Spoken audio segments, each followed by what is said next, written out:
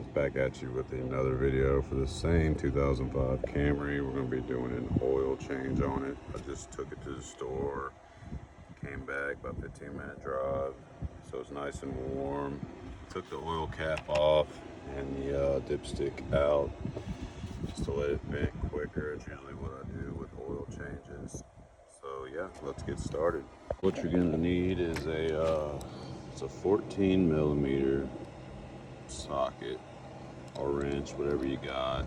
It's 4 quarts of oil and a filter here, and then a drain pan, whatever you got to catch some oil in. And what we're going to be doing is, here's the car. The transmission is on the right side, the engine's on the left, so the oil pan is going to be below it. As you can see here, this is the oil pan.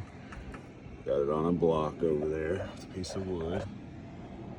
So you're going to go further back. It's from the front of the car all the way back to right there. This is your bolt that you're going to be taking off.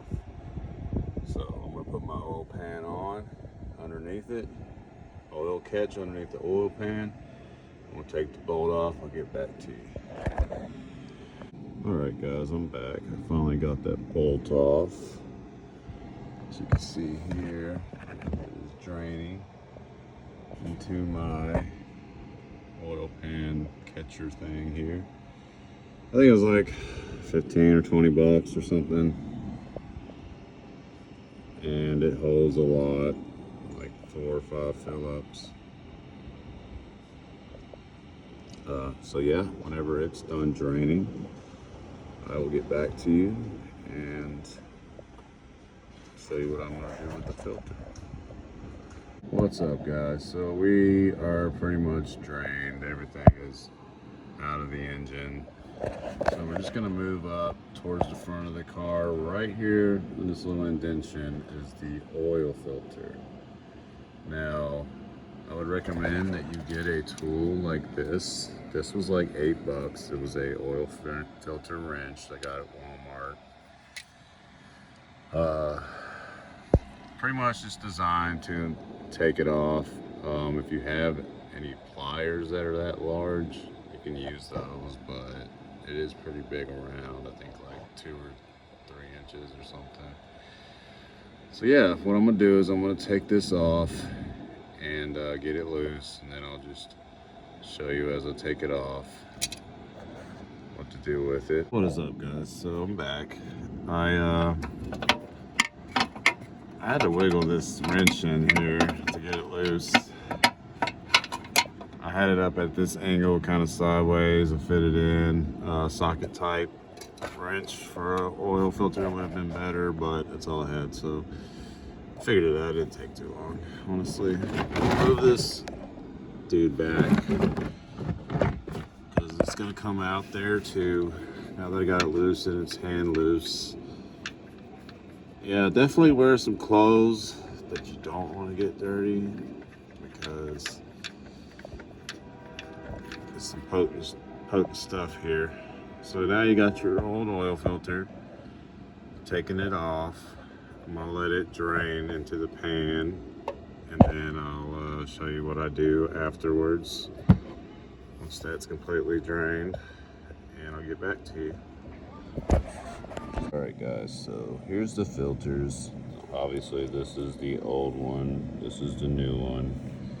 So what I do is I just run a ring of oil all the way around the gasket. What that does is it prevents the rubber from cracking, or like over time, quote unquote, welding itself to the motor. And it's kind of like a cooking pan, you know. It allows it to seal better. It makes it easier whenever you do the next change, and it keeps it from deteriorating the gasket. So what we're going to do is we're just going to reverse the process. We're going to put this in there in the same spot, hand tighten it if I can hold on to it.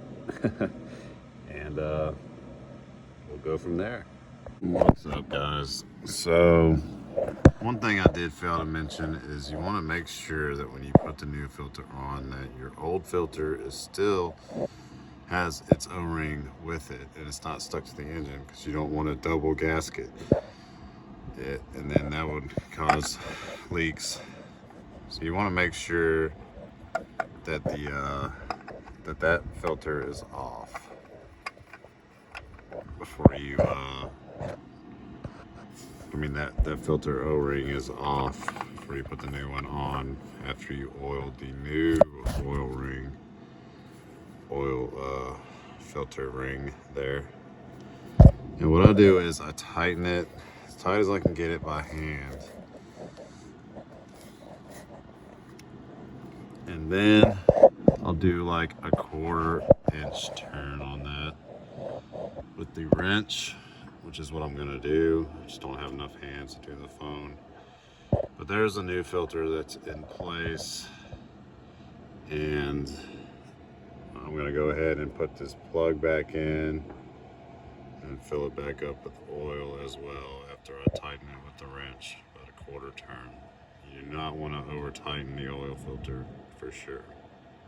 Alright guys, so I'm gonna put the oil in it. Now I don't know if some of you may not know, but if you pour towards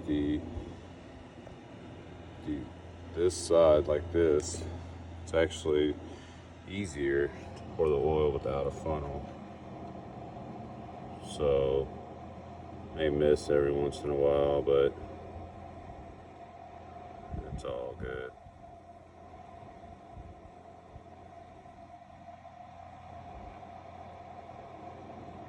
It's definitely been plenty of misses. This thing is covered in oil. But yeah, I'm gonna fill this up, and whenever I get it all full and everything checked, we'll get a test run and check for leaks. I'll get back to you. All right, I got the filter on and tightened a 1/4 turn. Not too tight. And then I got the bolt back on, tightened. And now we're gonna put some oil in it, give it a test run. All right, we got it running. Check for leaks.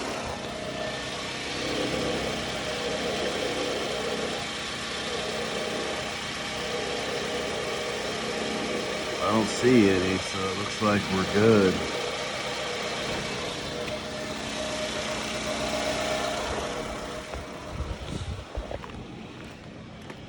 Let's turn her off. And yeah, that's it. Appreciate you watching. And if you like the content, continue to get updates. Don't forget to hit that like and subscribe. And I'll see you on the next video.